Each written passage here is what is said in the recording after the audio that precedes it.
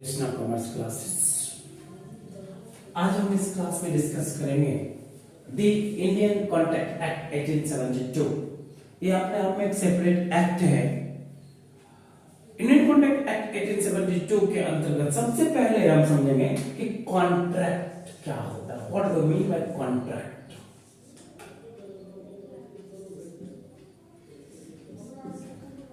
Contract, what do you mean by contract?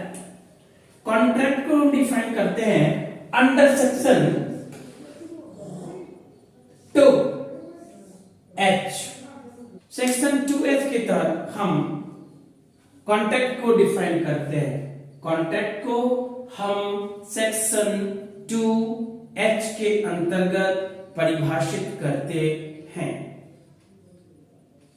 What do mean by contract? Agreement enforceable by law is called contract। भारतीय अनुबंध अधिनियम 1872 के अंतर्गत अनुबंध को परिभाषित किया गया है कि ऐसा ठहराव जो कानून के द्वारा प्रवर्तनीय है अनुबंध कहलाता है। ऐसा ठहराव जो कानून के द्वारा प्रवर्तनीय है अनुबंध कहलाता है। इससे दो चीज निकल के आता है। एक यानी कि पहला एग्रीमेंट और दूसरा निकल के आता है इनफोर्सिबल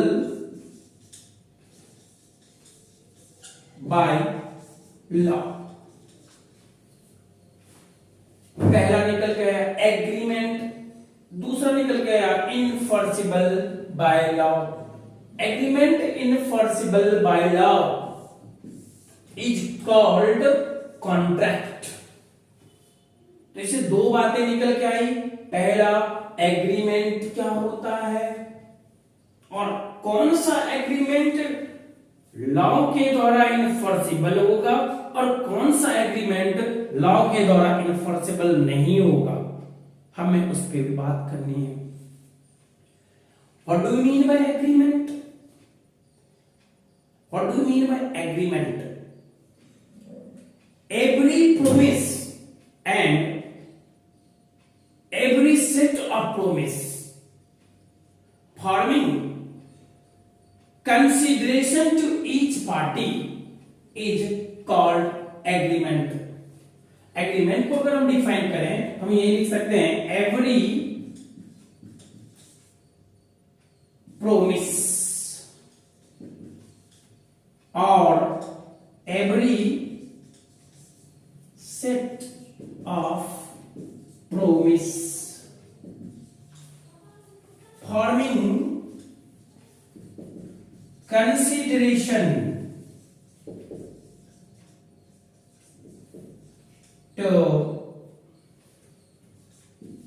to each party is called agreement। मैंने क्या कहा? every promise और every set of promise forming consideration to each party। कम से कम दो पार्टी तो जरूर होगा। There must be at least two party for agreement। किसी भी एग्रीमेंट के लिए कम से कम दो पक्षकार का होना जरूरी है। किसी भी ठहराव के लिए दो पक्षकार का होना कम से कम जरूरी है। तो दोनों पक्षकार को क्या चाहिए? प्रतिफल चाहिए, कंसीडरेशन चाहिए। दोनों ही पक्षकार को कंसीडरेशन चाहिए। तो ऐसा प्रोमिस या प्रोमिस का समूह जो दोनों पक्षकार को कुछ न कुछ प्रतिफल देता है वो एग्रीमेंट कहलाता है। यानी कि हम एग्रीमेंट के सेंस में कह सकते हैं कि mathematically agreement equal to promise, promise plus consideration. जब हम प्रोमिस में कंसीडरेशन भी जोड़ देंगे तो वही एग्रीमेंट कहलाएगा। Agreement equal to promise plus consideration. Now, what do you mean by promise? The combination of offer and acceptance is known as promise. Agreement को जब हम डिफाइन करते हैं वो अंडर सेक्शन 2E एग्रीमेंट को हम डिफाइन करते हैं। सेक्शन 2B के तहत हम प्रोमिस को परिभाषित करते हैं। प्रोमिस का मतलब क्या? पहले ऑफर किया जाएगा, प्रस्ताव दिया जाएगा, प्रोपोजल दिया जाएगा और उस प्रोपोजल को दूसरे पक्षकार द्वारा स्वीकार किया जाएगा, एक्सेप्टेंस दिया जाएगा, स्वीकृति दिया जाएगा। जब ऑफर को एक्सेप्ट कर लिया जाता है तो दोनों ही पक्ष के लिए प्रोमिस हो जाता है। जब किसी भी प्रस्ताव को स्वीकृति दे दिया जाता है दूसरे पक्षकार द्वारा तो वो प्रस्ताव वचन कहलाता है। प्रोमिस को हिंदी में हम वचन भी बोलते हैं। जब किसी प्रस्ताव को दूसरे पक्षकार के द्वारा स्वीकृति दे दिया जाता है तो वो प्रस्ताव वचन कहलाता है, प्रोमिस कहलाता है। और जब उस प्रोमिस में कंसीडरेशन भी जुड़ जाता है तो वो प्रोमिस एग्रीमेंट कहलाता है। यानी कि हम कह सकते हैं प्रोमिस, मैथमेटिकली हम लिख सकते हैं promise equal to offer plus acceptance. जब तक एक्सेप्टेंस नहीं होगा, यानी कि जब तक किसी भी प्रस्ताव का स्वीकृति नहीं होगा तब तक प्रोमिस नहीं होगा। जब तक किसी प्रस्ताव को स्वीकार नहीं करेगा दूसरा पक्षकार तब तक वचन हो ही नहीं सकता। और जब तक वचन नहीं होगा दोनों पक्षकार के द्वारा तब तक एग्रीमेंट नहीं हो सकता, ठहराव नहीं हो सकता। इसीलिए किसी भी ठहराव को पूरा होने के लिए प्रस्ताव भी जरूरी है और उस प्रस्ताव की स्वीकृति भी जरूरी है। यानी ऑफर और एक्सेप्टेंस दोनों ही जरूरी है। और ऑफर और एक्सेप्टेंस जब हो जाएगा तो वो प्रोमिस हो जाएगा और साथ साथ उसमें कंसीडरेशन का होना निहायत जरूरी है। सेकेंड पॉइंट है इनफोर्सिबिलिटी बाय लॉ। हमने कॉन्ट्रैक्ट में पढ़ा एग्रीमेंट किसे कहते हैं, क्योंकि contract is the combination of agreement and enforceability by law. Contract को मैथमेटिकली लिख सकते हैं कि combination of agreement and enforceability by law is called contract.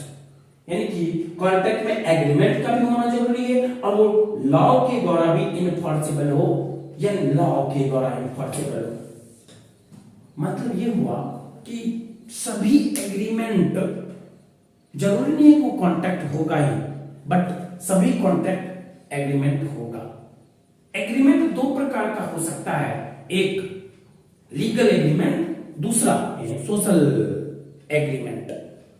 Legal agreement वो एग्रीमेंट होता है जो लीगल ऑब्लिगेशन क्रिएट करता है। सोशल एग्रीमेंट किसी भी प्रकार का लीगल ऑब्लिगेशन क्रिएट नहीं करता। चूंकि सोशल एग्रीमेंट किसी भी प्रकार का लीगल ऑब्लिगेशन क्रिएट नहीं करता, इसीलिए social agreement enforceable by law नहीं होता, कानून के द्वारा प्रवर्तनीय नहीं होता।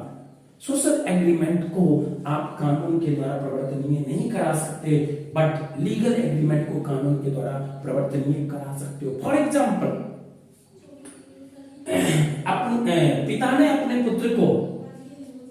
पिता ने अपने पुत्र से वादा किया कि यदि तुम एग्जाम में फर्स्ट डिवीजन से पास होते हो तो मैं तुम्हें पॉकेट मनी के रूप में 500 रुपीज पर मंथ दूंगा।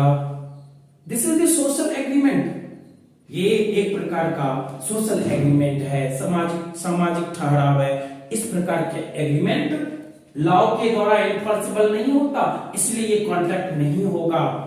लेकिन मैंने ये मार्कर खरीदा ₹20 में मार्कर की दुकान से, और उसने जो कुछ भी हमसे प्रोमिस किया उसके अकॉर्डिंगली ये मार्कर नहीं था, फिट नहीं बैठा, मेरे यूज के लिए फिट नहीं बैठा। यहाँ पे ये लीगल ऑब्लिगेशन क्रिएट करता है हम मेरे और शॉपकीपर के बीच में। तो ये क्या हुआ? इनफोर्सिबल बाय लॉ हुआ। मैंने कोई मोबाइल फोन खरीदा और मोबाइल फोन में कवर पे जो कुछ भी लिखा था, इतने मेगापिक्सल का ये मोबाइल है, इसमें 5 GB डेटा का स्टोरेज है। एक्चुअल में वो मोबाइल 5 GB डेटा का स्टोरेज नहीं रखता था, उसमें 4 GB डेटा का स्टोरेज था, कैपेसिटी था। मेगापिक्सल के मामले में भी डिफरेंस था, लिखा कुछ और था और एक्चुअल में कुछ और था। वहां पे लीगल ऑब्लिगेशन क्रिएट होता है, क्योंकि ये सोशल कॉन्ट्रैक्ट नहीं है। तो दो तरह के एग्रीमेंट होता है, एक सोशल एग्रीमेंट, एक लीगल एग्रीमेंट। मोबाइल फोन के मामले में वो एक लीगल एग्रीमेंट है, वहां पे लीगल ऑब्लिगेशन क्रिएट होगा। दैट मींस जहां पर लीगल ऑब्लिगेशन क्रिएट होगा, लीगल ऑब्लिगेशन क्रिएट होगा, वही कॉन्ट्रैक्ट का पार्ट होगा।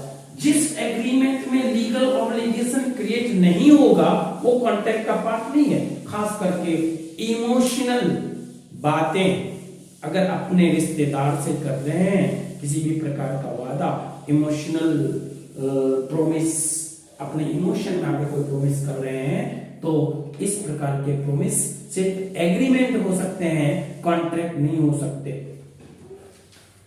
तो यानी कि हम कह सकते हैं कि contract equal to agreement plus enforceable by law. Enforceable by law का मतलब ही हुआ, इनफोर्सेबल बाय लॉ का मतलब ही हुआ जहां पर लीगल ऑब्लिगेशन क्रिएट होता हो। लीगल ऑब्लिगेशन क्रिएट कहां कहां होता है, अगर आप नहीं समझे तो मैं फिर से बता देता हूं कि लीगल ऑब्लिगेशन जहां पर आमतौर पर इकोनॉमिक एक्टिविटीज होगा, वहां पे लीगल ऑब्लिगेशन क्रिएट होगा। दो पार्टीज के बीच में लीगल ऑब्लिगेशन क्रिएट होगा। लेकिन जहां पर सोशल एग्रीमेंट है, वहां पे लीगल ऑब्लिगेशन क्रिएट नहीं होगा। फॉर एग्जांपल, मैंने एक मोबाइल फोन खरीदा और मोबाइल फोन के डिस्क्रिप्शन में, मोबाइल फोन के कवर पेज पे लिखा था, कवर पे लिखा था ये 5 मेगापिक्सल का मोबाइल फोन है और ये 5 GB स्टोरेज रखता है, और एक्चुअल में मोबाइल फोन 4 मेगापिक्सल और 4 GB का स्टोरेज रखता था। एक्चुअल में कुछ और था, जबकि लिखित में कुछ और था जो कि प्रोमिस था। तो ये डिफरेंस हुआ। अब मेरे और उसके बीच में एक लीगल ऑब्लिगेशन है, जहां पे हम उस पर मुकदमा दर्ज कर सकते हैं। इसीलिए ये इनफोर्सेबल बाय लॉ है।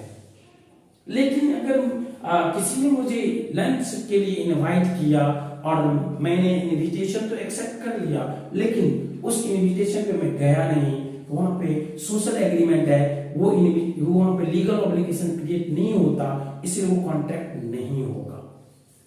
तो ये था इंडियन कॉन्ट्रैक्ट एक्ट 1872 के तहत concept of contract. Next class में हम डिस्कस करेंगे distinction between agreement and contract.